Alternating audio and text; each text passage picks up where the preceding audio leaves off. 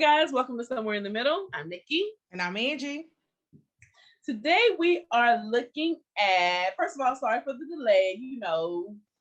It's all Nikki's some fault. of us couldn't get our shit together to record. So thanks.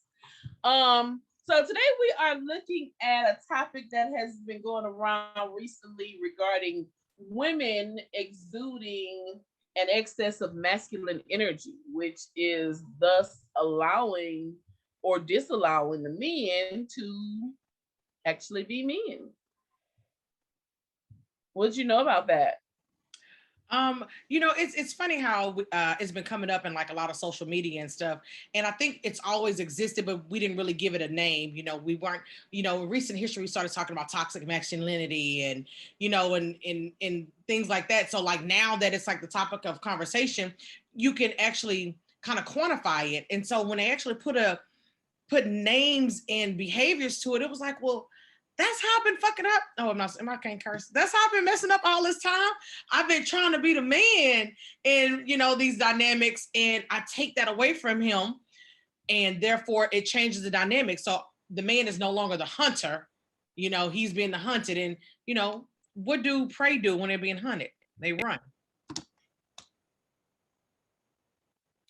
That's a word. Facts. So that is a word. So at the end of the day, so it appears that they're defining this masculinity or this masculine energy as the woman who, through for whatever reason has had to go out there and get it. I mean, at the end of the day, and whether that be a man or her job, whatever, take care of business, whatever.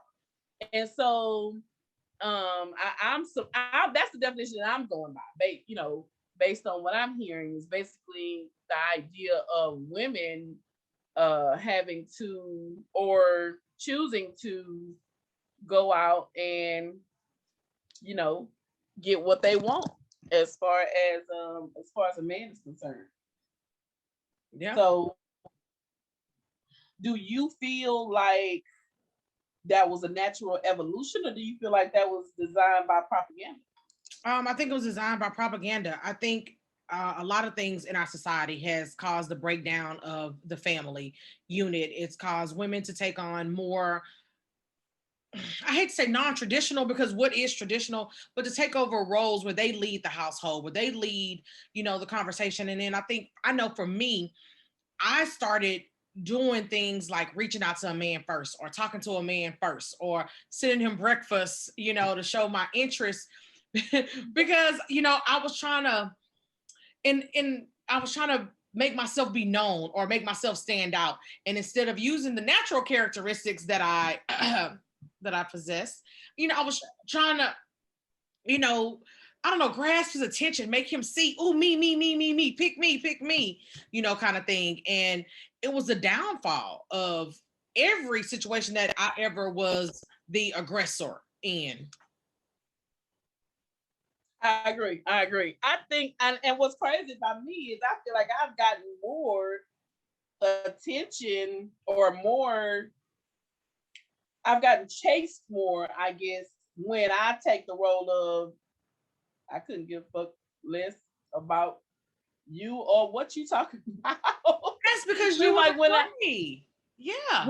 when I do actually feel that sense of excitement about somebody and demonstrate it or show it, or in any excessive, not even excessive way, because I'm not excessive where that's concerned, but when I see, like I'm getting excited about somebody, it seems like that's when their interest leaves. And so I feel like, to a certain extent, I have to make sure I'm not too excited about nobody in order for them to really to show interest. Right. So I think, in a certain extent, it was a natural progression, because as far as the Black woman, the Black family was broken down many years ago by design, by the whole slavery institution. And so men lost that innate ability or that innate desire to protect and provide. And so we were taught, many of us, raised single parent homes, take care of yourself, be able to stand up on your own 2 feet. Don't let somebody else, don't let no man be able to, have you out there, needing him, And so we just naturally said, hey, I don't need you. Right. Okay. Especially those of us who went out and got, careers or degrees, or a degree, then a career, or, went to work, whether it was Walmart or wherever, at the end of the day, I can provide for me, I can provide for mine. I don't need you. And so at the end of the day, well, we eventually figured out, we did want some of them. And so we did what we normally do. Right. We went out there and got it, if that's what we wanted. So right. And that attitude transcended into those relationships. If anything I ever wanted, I went out and got. So then when it came to my relationships, I wanted him, I went out and got it. Hey, I want you, and that was always the recipe for disaster. But you're right. That minute that you stop being the aggressor and actually let a man come to you, I be minding my own business in the bars or whatever. And then here they come, hey, what you doing? Why are you looking so, what do you want? And that makes them want you even harder. I'm like, oh, okay, now I know the game. Yeah. It was too late. Yeah, so that's an ego boost, but that's a different show. When it comes down to that real connection, can you, maybe our viewers can tell us, have you created the connection that you wanted with the man by being the aggressor? I feel like the one time that I was married for a brief moment, I don't feel like I was the aggressor. I feel like I was kind of along for the ride, right. Whatever he gave, I gave, and we just kind of went along, and I just kind of went along for the ride, But the one time that I can say I had what I would consider the true devotion of a man, and this was the crazy part about it, I've always been taught, don't need nobody, don't need no man. The one time I had somebody who truly did not ever want to leave me alone, we started on a basis of him feeling like I needed him. Mm-hmm. Him feeling like I was there for the rescue, I'm assuming. So other than that, I've never had a situation where somebody was like, they needed to be in my life, right. To a certain extent. So I don't know. Yeah, I listen, every relationship that I have been the aggressor in, and that when I mean aggressor, I don't mean like I'm like, here, come here, give me that. I mean, being the one to shoot the first message, ask them on a date first, because they, taking their time. And I'm like, look, I need to know before I waste my time going back and forth, with you, are you somebody that I'm going to even like? That every time that I've done that, not only has it switched, the roles, I took his masculine energy away from him. So now he felt like the woman in a relationship. So then he was like waiting on me to always lead the stuff. And so he could have really wanted me. He could have really wanted to build something with me. But because our foundation that was laid was me being the one taking charge and leading, he expected me to lead in every aspect of the relationship. Whereas I wanted to just get him. And then once I got the man, I needed him to be the man. But I never once allowed him to be the man. So he didn't know how to be the man in my role, in my world, because I created this other world for him. And he was like, oh, that's what you want? I didn't know that that's what you wanted. You made it seem like you was this, chick who had it all together, who was, yeah, I do, but I still want you to lead, come in the house and, tell me, cook me some chicken, woman. Okay, daddy. Another show. Yeah, I had almost the opposite in my situation, because I was definitely the man, but through love and support and acceptance, the person I was with developed into a full-grown, responsible man, able to provide for a household while we together. Just a complete evolution through love and acceptance. And then he thought he was gonna tell me what to do. That's what shit got all twisted up, baby. Because guess what? You ain't been running your shit long enough to run mine. So that ain't gonna work. But now I am in a situation where I'm not accepting nobody who's not already 1,000% in control of their stuff. You know, I'm in my 40s now. So taking on somebody, you know, the whole project, I'm through. I ain't doing no more projects. I ain't building no more me.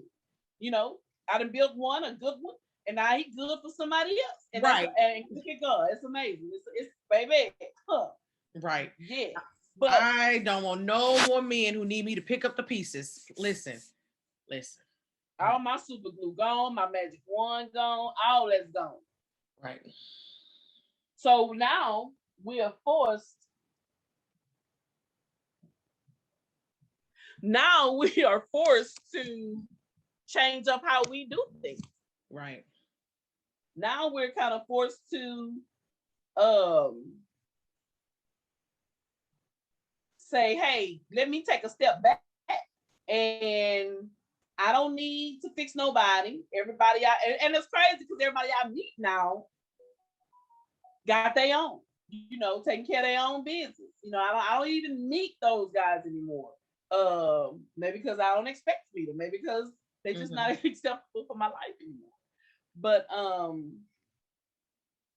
now I'm just ready to receive. You know, I'm ready to return energy. You know. Right. I don't return energy. Because I feel like you waiting on somebody to give you 75% and give you, you know, I don't return energy. I am 100% authentically me 1,000% of the time, and you either gonna fit on this train or not. That lowering my vibration for somebody else, them days are over. They're over. So I want somebody who it's natural, it's consistent. Yes, I'm still single, so if anybody feels like they match my vibration, send me a message. Anyway, but see, that's me being the aggressor again. Damn it. It's hard to turn it off.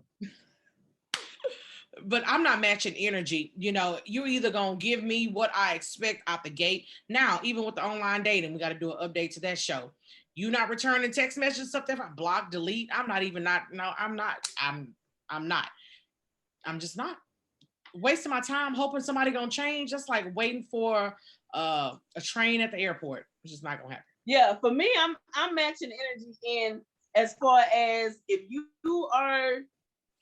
give an effort, I give effort back. If we're compatible, you know, if we're compatible, if we showing up, you know, I'm gonna call you, you call me back, we talk. You don't, we not. I'm not. I ain't no question about it. Ain't no, you know, what happened with this now. I've never done that, but now it's even less so. Now I'm not even giving those 2 or 3 chances at this point. I've been talking to somebody now since April. So pretty consistently. He's still around, girl. He's still around, girl.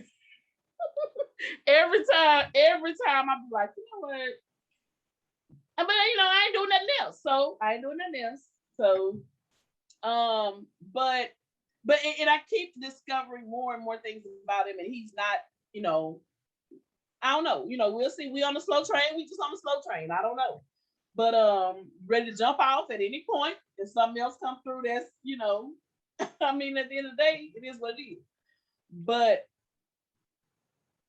and I do my little tests, you know, to see is there interest there, you know, is the support there, is, you know, are the different things there, and he ain't failed no test yet, not just like an actual test, but right, he's still there. So I'll just put it like that. He's still around. He's still showing that he care about Nikki, yeah, and Nikki's business. He's still showing that he's genuinely interested. But again, like we talked about, I'm used to being on my timeline. I'm used to being on my, you know, like you say, get on my train. You either, you know, rolling or you ain't. But I got time for the experiment to see if, you know, getting on his. Now look, if it don't, right. You know, mama we got to double date on ways, you know. Right. No, mama know how to take control now, but listen, I don't know. We'll see. It's an experiment, like I said. I like it. I'm happy for you. I know our viewers wanted to know what was going on. They invested in our lives. We got to make sure we keep them. Pretty sure they're not, but all 155 of them there. Right, but yeah. So somebody asked me that y'all ain't did no more shows. I was like, I'm sorry. No, we haven't, but we will. We will. Oh, no. But yeah, I, I don't know. I feel like the damage has been done as far as our reputation as being independent Black women. You know, not want to listen to a man. Not, but at the end of the day, we want happiness. You know, we want somebody who is going to see us for who we are, right, accept and love us for who we are. Because I know for me, and that's the one thing that's frustrating about my situation right now. I feel like I do have love to give to this guy, but I'm not giving him 100% because I don't feel like he's giving me 100%. So until then, we just just occupying each other half-ass, and so at this point, we want that somebody to look in our eyes and really feel like we have a connection, and I'm almost ready to come out in a sense of saying, hey, yes, now I do want a relationship. You know what I'm saying? Whereas typically I'm like, shit, whatever happens, happens. You know what I'm saying? So I'm almost to a point where I'm ready to admit, hey, yeah, I would like to be in a committed relationship with somebody, which for me is big to even say, because I always felt like if it happened, fine. If not, baby, I know how to be single. Trust me. You know what I'm saying? Listen. And don't miss a beat. But so I don't know. We'll see. We got to figure out how to repair the damage, and I guess it's gonna take one woman at a time. True. But I think the biggest thing I want people to know and realize that whatever precedent that you set in the beginning of the relationship sets the tone. So that's why we talk about stuff like this, because you got to be really, really, really careful. You got to be cognizant of the things that you do, because what you put out into the universe, you get back. So if you start off being the dominant one in a relationship, learn from my mistakes. I tell y'all that all the time. Then you're going to get that. You're going to get a man who expects you to do this all the time. And then, well, if that's not really innately who you are, 6 months from now, when you trying to revert back to your original authentic self, he's like, what's wrong with you? And then now there's friction. So you got to be really, really careful of what you put out there, because you're going to get it back. And if it's not what you really want, then you'll be upset, and then you'll have resentment. And I think that goes back to another thing that we talk about all the time, knowing who you are and what you are truly motivated by, knowing what you really desire in your life, not even just with a man or with a woman, but just in your life, setting a foundation for those things that you do desire to actually manifest in your life. I'm a big believer in the fact that I can't control if I fall in love with somebody falls in love with me and wants, I can't control that. And so that can't be what motivates me in life. Having a man will never be my true motivation. Right. It's always going to be in a peaceful state of mind, in a peaceful place, and establishing a peaceful home for my kids. Right. That's always going to be my truest motivation. Right. But when it comes to adding somebody to this, it's going to have to be something that's valuable to us, and it's going to have to enhance that peace and joy that we've already created here. So I have to make that bigger and better, or at least don't take nothing away from it, Right. But and with that being said too, I think you also, when we talk about the man adding value to our lives, we also have to be able to add value to theirs. So when we don't spend all this time on these videos talking about some of the things that a lot of people don't talk about, these taboo subjects, but we want you to be the best version of you as possible, because just like you're looking for him to add value to your life, you need to add value to his. So in order to do that, you got to be a whole person. We're trying to make sure that you're a whole person. That's a word. That's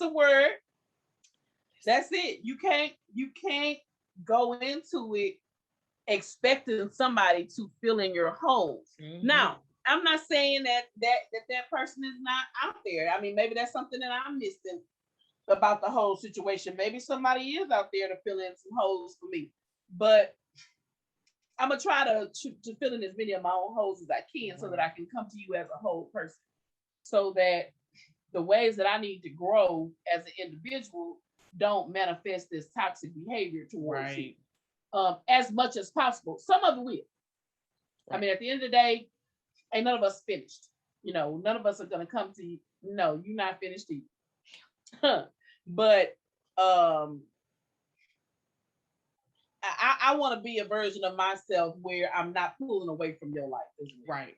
I want to increase your sense of peace and your sense of well-being and stability, right? You know, even if we come in the house, we don't want to say a word to each other. We know we could sit over there and watch your sports. Let me sit here and read my book, and be at peace. As long as we at peace, and then weekend come around, we gonna get in these streets and do what we do. We gotta go to the strip club. No. Baby, look here. I just had to mention this because everybody talk about we always go. Everybody say we obsessed with the strip club.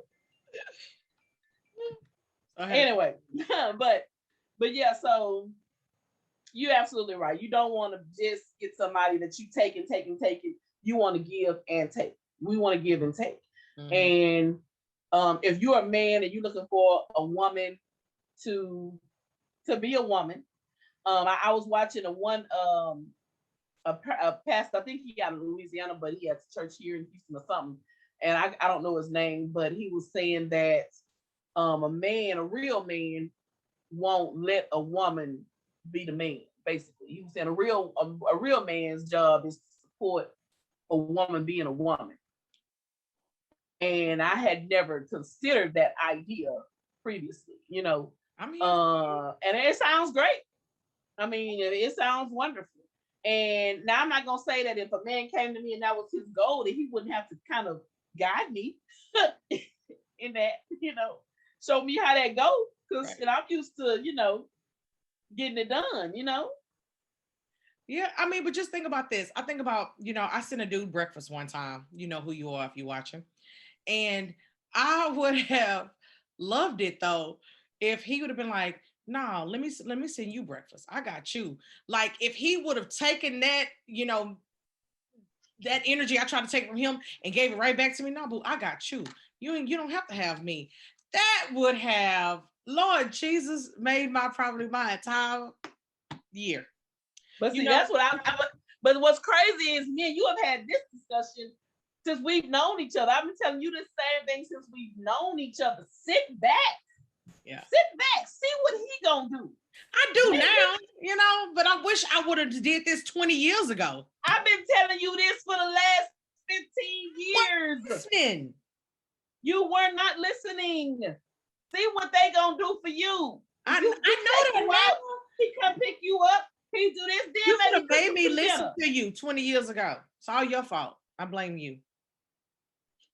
I tried. I tell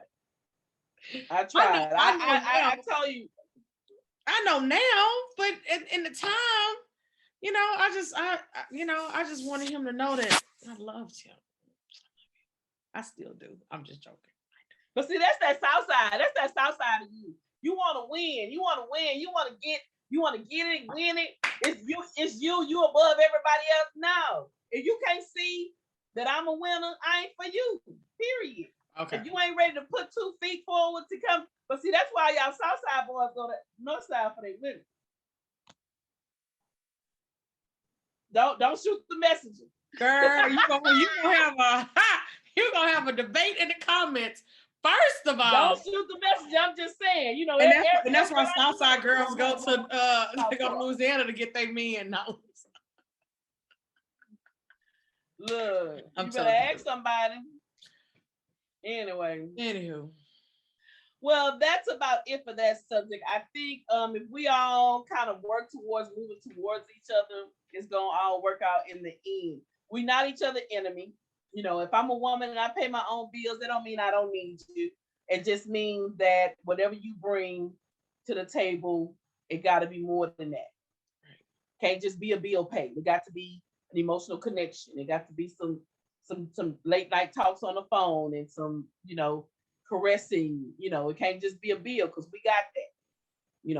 Bring something else. And then we're going to work together and make this thing happen where we can't keep fighting each other. I don't want your role. I want you to take your role and be in it. And I think that's one thing. I think that's a major reason why I haven't given up on the current situation, because if it ever does turn into anything, I know he gonna be a man. Yeah. I know I don't have to worry about is he gonna be the man? I don't have to be none of the man when it comes to him. So I think that's why I haven't given up on it as of yet. Just sitting back. So we'll see. Keep your fingers crossed. And look, if it don't work out, guess what? We go to the strip club. No, okay. Hey. No, I agree. I don't even have anything to follow that up with. I agree. All right, guys. Let's go pay my student loans. Huh? Let's pay my student loans. Got you. Facts. But anywho. All right, guys. Thanks so much for watching. Don't forget to like, comment, and subscribe, and we will see you in the next one.